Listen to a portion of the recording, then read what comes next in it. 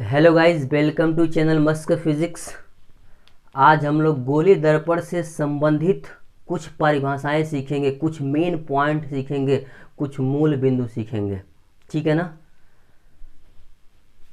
गोलीय दर्पण से संबंधित परिभाषाएं, definitions related with spherical mirror. Okay, तो सबसे पहला पॉइंट है पोल, यानी दर्पण का ध्रुव। हिंदी में बोलते हैं ध्रुव। ठीक है, आप पोल को रिप्रेजेंट करते हैं कैपिटल पी से। यह कहाँ होता है पहले यह सीखेंगे।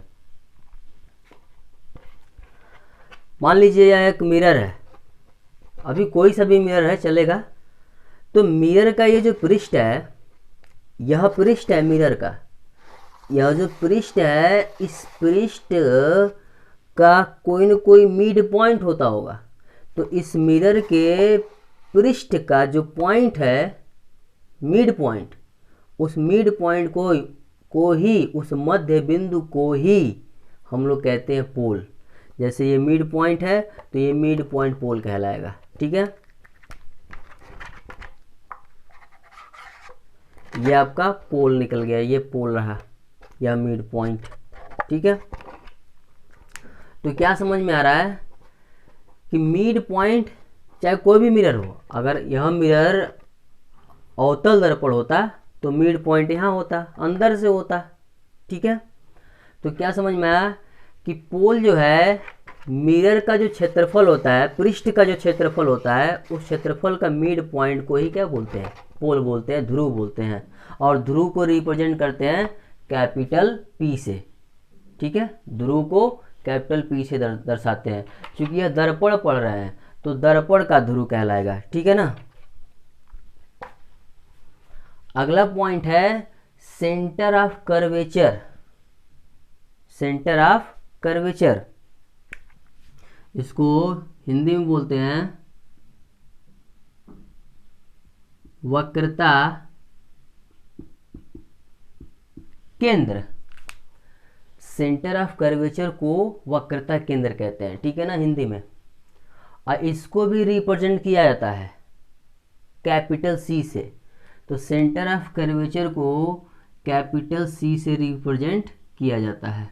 ठीक है ना। यह कहाँ होता है समझ लेते हैं। तो ये जो मिरर है, यह मिरर किसी गोले का ही तो हिस्सा है। तो यह मिरर जिस भी गोले का हिस्सा है, अगर संपूर्ण गोला होता, संपूर्ण गोला, तो उस गोले का कोई न कोई केंद्र होता है। ध्यान दीजिएगा, अगर ये पूरा गोला होता, कंप्लीट स्फीयर होता, तो उस कंप्लीट स्फीयर का कोई न कोई केंद्र होता है। और उस कंप्लीट स्फीयर का जो केंद्र होता है, उस केंद्र को सेंटर ऑफ कर्वेचर कहते हैं, वक्रता केंद्र कहते हैं। ठीक है ना। जैसे यहां पे मैं बना के दिखाऊं, मान लीजिए यह मिरर है, तो मिरर का पूरा ये पहले कंप्लीट गोला होगा। तो चलिए ये गोला ले ही लेते हैं। मान लीजिए कोई गोला था पहले, ये देखिए, पहले ये कोई इस तरह का गोला रहा होगा, उस गोले का ही तो हिस्सा ये काट कर निकाला गया है। तो पूरा गोला जब रहा होगा, तब की मैं बात कर रहा हूं, तब इस गोले का कोई न कोई केंद्र होगा। तो गोले का केंद्र मान लीजिए ये रहा। तो गोले का जो केंद्र रहा होगा, वही केंद्र इस मिरर का वक्रता केंद्र बन जाता है, और इसे सी से रिप्रेजेंट करते हैं। ठीक है, क्योंकि अभी यह मिरर अवतल दर्पण है।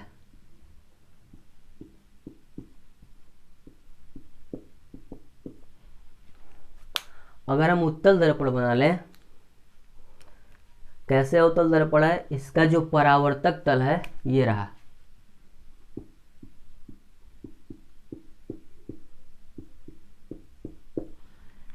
यह अंदर की तरफ है, तो यह अवतल दर्पण है।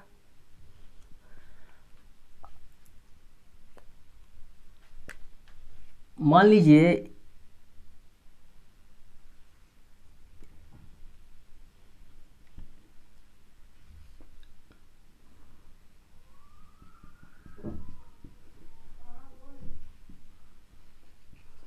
यह भी एक मिरर है, लेकिन यह मिरर तो उत्तल दर्पण है।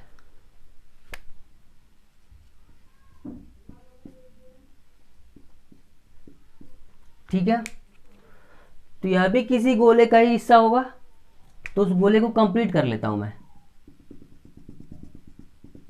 ठीक है ना, तो गोले का जो केंद्र होगा वह केंद्र ही वक्रता केंद्र कहलाएगा। ठीक है, अच्छा यहां ध्यान देने वाली बात क्या है कि इसका परावर्तक तल ये है, बाहर की तरफ है।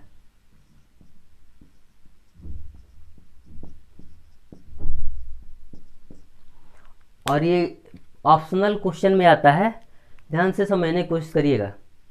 जो अवतल दर्पण होता है वक्रता केंद्र उसके परावर्तक तल के सामने होता है, वक्रता केंद्र उसके परावर्तक तल के सामने होता है। और जो उत्तल दर्पण होता है, उत्तल दर्पण उसका वक्रता केंद्र परावर्तक तल के पीछे होता है। ये रहा परावर्तक तल और इसके पीछे है इसका वक्रता केंद्र, दोनों में अंतर है। यानी उत्तल दर्पण का वक्रता केंद्र परावर्तक तल के पीछे होता है और अवतल दर्पण का वक्रता केंद्र परावर्तक तल के सामने होता है। ये इंपॉर्टेंट पॉइंट है। ठीक है, 2 पॉइंट हो गए, ये दोनों कंप्लीट हो गया। तीसरा पॉइंट है प्रिंसिपल एक्सिस। प्रिंसिपल एक्सिस, इसको हिंदी में बोलते हैं मुख्य अक्ष।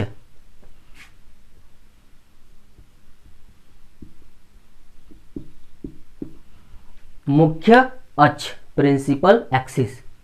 ठीक है, और यह एक रेखा होता है। यह कहाँ होता है, यह सीखना है। तो यह वक्रता केंद्र है और यह पोल है। पोल को पी से रिप्रेजेंट करते हैं।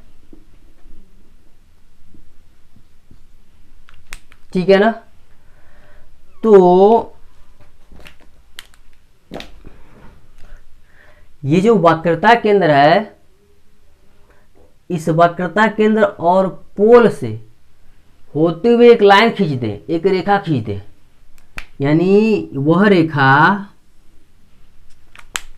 रेखा जो वक्रता केंद्र को भी टच कर रही हो और पोल को भी टच कर रही हो, दोनों से गुजर रही हो, उसी रेखा को बोलते हैं मुख्य अक्ष, प्रिंसिपल एक्सिस।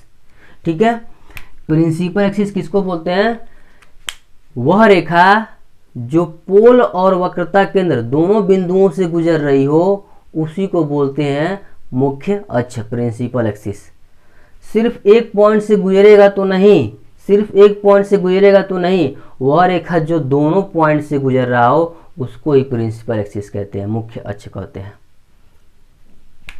ये भी हो गया, तीसरा पॉइंट भी हो गया। आगे चौथा पॉइंट, रेडियस ऑफ कर्वेचर। चौथा पॉइंट क्या है? Radius of curvature. इसको हिंदी में बोलते हैं वक्रता त्रिज्या। इसको हिंदी में बोलते हैं वक्रता त्रिज्या। ठीक है, रेडियस ऑफ कर्वेचर। तो रेडियस ऑफ कर्वेचर क्या चीज होता है, इसको समझना है। ठीक है, मान लीजिए ये पोल है, पोल से फीता रखिए, इस पर फीता रखिए, मेजरमेंट करने वाला पैमाना, और यहां से यहां तक का डिस्टेंस नाप लीजिए। पोल से वक्रता केंद्र तक का दूरी नाप लीजिए। पोल से वक्रता केंद्र तक का ही जो दूरी होगा वही दूरी कहलाता है वक्रता त्रिज्या। यानी यहां से यहां तक ये जो डिस्टेंस होता है, यह डिस्टेंस ही कहलाता है वक्रता त्रिज्या। और वक्रता त्रिज्या को हम लोग रिप्रेजेंट करते हैं कैपिटल आर से। वक्रता त्रिज्या, रेडियस ऑफ कर्वेचर। ठीक है ना, क्या समझ में आया कि ध्रुव से वक्रता केंद्र के बीच जो डिस्टेंस होता है, ध्रुव से वक्रता केंद्र तक का जो दूरी होता है, वही दूरी को वक्रता त्रिज्या कहते हैं, और वक्रता त्रिज्या को कैपिटल आर से रिप्रेजेंट करते हैं। ठीक है ना। अगला पॉइंट है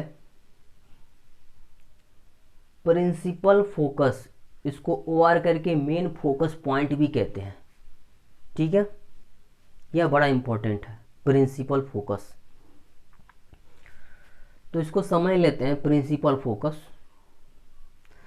इसको हिंदी में कहते हैं मुख्य फोकस।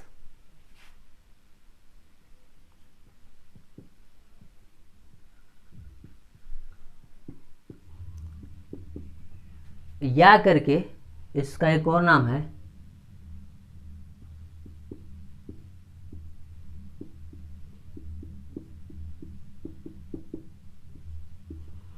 मुख्य फोकस बिंदु।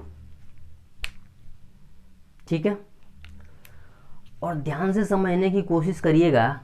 जो मेन फोकस होता है, जो मेन फोकस पॉइंट होता है, उसको रिप्रेजेंट किया जाता है कैपिटल एफ से। मेन फोकस पॉइंट को कैपिटल एफ से रिप्रेजेंट किया जाता है, स्मॉल एफ से नहीं। ठीक है, आगे मैं समझाऊंगा।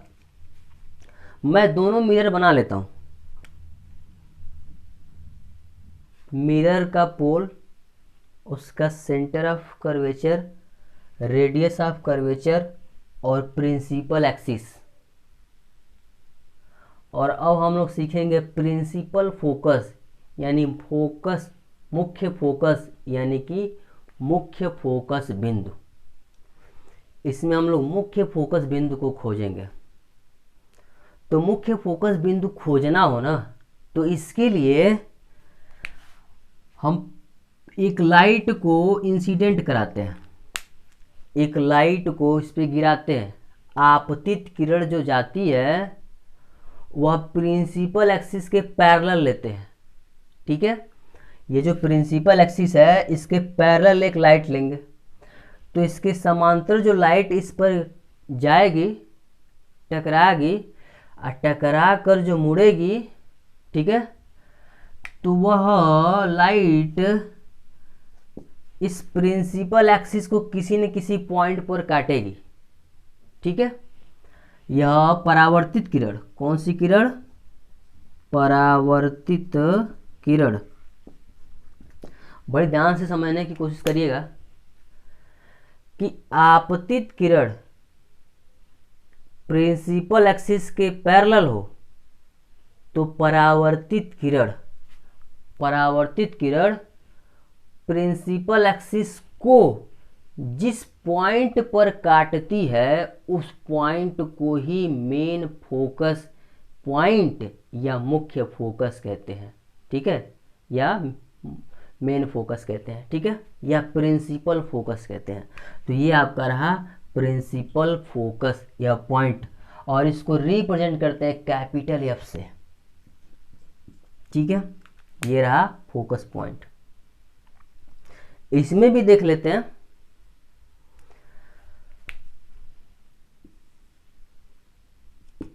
हमने क्या कहा?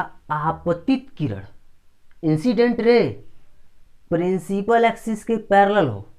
ये रहा प्रिंसिपल एक्सिस, यही तो प्रिंसिपल एक्सिस है। अरे मुख्य अक्ष, तो मुख्य अक्ष के समांतर जब आपतित किरण हो तो उसका रिफ्लेक्शन होगा, तो परावर्तित किरण। ध्यान से समझने की कोशिश करिएगा।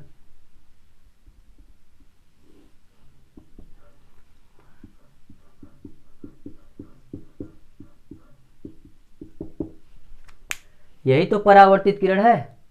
तो परावर्तित किरण मुख्य अक्ष के जिस बिंदु से जाती हुई मालूम पड़ती है, इसी बिंदु से तो जा रही है। परावर्तित किरण मुख्य अक्ष के जिस बिंदु से जाती हुई मालूम पड़ती है, उसी बिंदु को मेन फोकस कहते हैं, यानी प्रिंसिपल फोकस कहते हैं, या मेन फोकस पॉइंट कहते हैं। यही आपका मुख्य फोकस बिंदु है, और इसको कैपिटल एफ से रिप्रेजेंट करते हैं। ये रहा कैपिटल एफ। यहां पर एक चीज बड़ा अच्छे से समझ में आया होगा। कि जो अवतल दर्पण का मेन फोकस होता है, जो मुख्य फोकस होता है, यानी कि जो प्रिंसिपल फोकस होता है, वह रियल होता है। यह रियल होता है, वास्तविक। ठीक है, यह एग्जाम में बहुत पूछता है। तो अवतल दर्पण का मेन फोकस रियल होता है, और उत्तल दर्पण का मेन फोकस जो है वह रियल नहीं होता है, वह वर्चुअल होता है, आभासी होता है।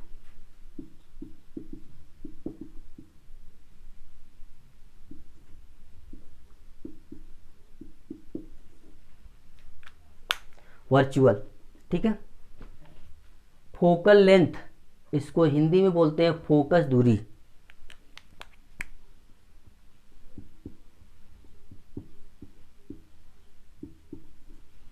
ठीक है।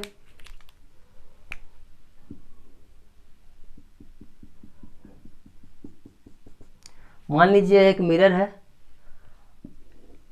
यह इसका प्रिंसिपल एक्सिस है, यहाँ इसका पोल है, और यहाँ इसका मान लीजिए सेंटर ऑफ कर्वेचर है। ठीक है, वक्रता केंद्र। और यहाँ पे मान लीजिए फोकस पॉइंट है। ये तो हम सीख चुके हैं। हमें छठवां पॉइंट समझना है, फोकल लेंथ, फोकस दूरी किसे कहते हैं। ठीक है, तो ध्यान से समझने की कोशिश करिएगा। फीता यहाँ रखिए जिससे लेंथ मापते हैं, मीटर पैमाना, या जो भी है सेंटीमीटर पैमाना ले सकते हैं। इस पॉइंट पर रखिए फीता, फोकस पॉइंट पर, और फीता को यहाँ तक लाइए, मेन फोकस तक लाइए। ठीक है ना। तो यहाँ से यहाँ तक का जो डिस्टेंस होगा, फोकस यानी पोल से लेकर फोकस पॉइंट तक के बीच जो दूरी होगी, यही दूरी फोकस दूरी कहलाती है। यानी यहाँ से यहाँ तक का जो डिस्टेंस है, यह डिस्टेंस कहलाता है फोकस दूरी। ठीक है। और फोकस दूरी को स्मॉल एफ से रिप्रेजेंट करते हैं। ये जो फोकस दूरी होता है उसको हम लोग स्मॉल एफ से रिप्रेजेंट करते हैं। ये रहा आपका फोकस दूरी। यहाँ पे इंपॉर्टेंट बात यह है कि जो अवतल दर्पण का फोकस दूरी होता है वह वास्तविक होता है, और जो उत्तल दर्पण का फोकस दूरी होता है वह आभासी होता है। ठीक है ना। सातवां पॉइंट,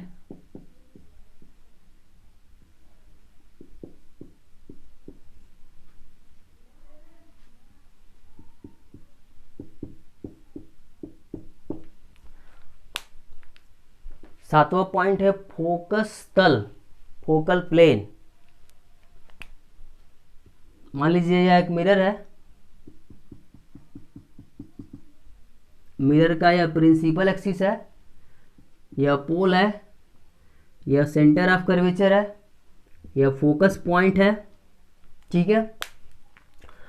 तो फोकल प्लेन, फोकस तल किसको कहते हैं। तो ये जो फोकस बिंदु है ना, अगर इस पर एक पर्दा ऐसे लगा दें, पर्दा इस तरह से, तो पर्दे का जो तल आएगा, यह इस तल को ही बोलते हैं फोकस तल। ठीक है ना। क्या समझ में आया कि फोकस पॉइंट पर अगर एक पर्दा लगा दें, मिरर के बिल्कुल फ्रंट सामने पर्दा, तो पर्दे का जो तल आएगा, यह तल, इस तल को ही बोलते हैं फोकस तल। ठीक है।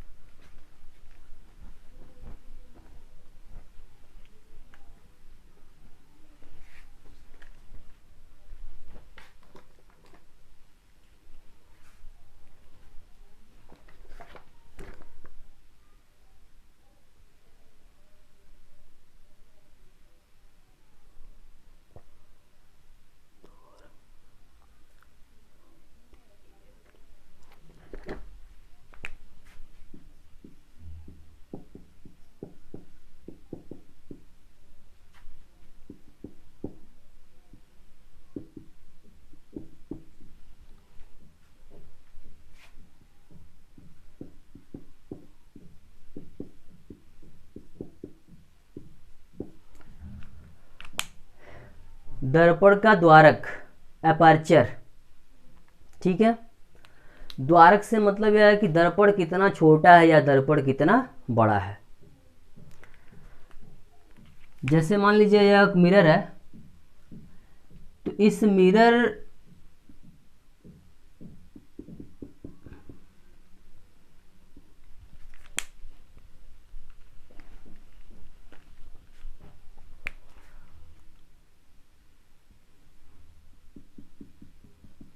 मान लीजिए यह एक मिरर है,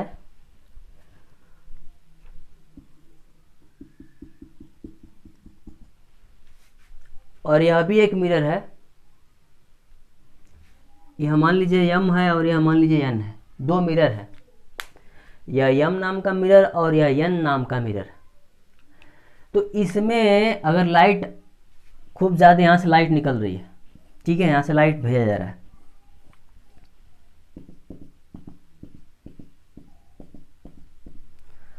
तो ये जो मिरर है यम वाला मिरर, इसमें यह लाइट इसके अंदर से जा पाएगी, यह लाइट जा पाएगी, यह नहीं जा पाएगी, यह भी नहीं जा पाएगी, ठीक है। तो इस मिरर का लेंथ छोटा है, इस मिरर का द्वारक छोटा है, इसलिए इस मिरर में से सिर्फ दो ही लाइट जा रही है। और यहां मिरर देख लीजिए,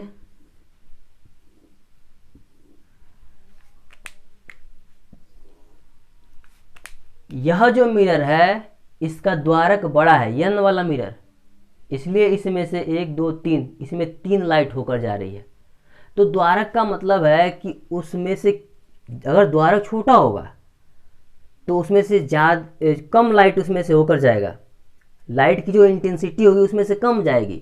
और द्वारक अगर बड़ा होगा तो उसमें लाइट की इंटेंसिटी अधिक आएगी, ठीक है ना। ये होता है द्वारक।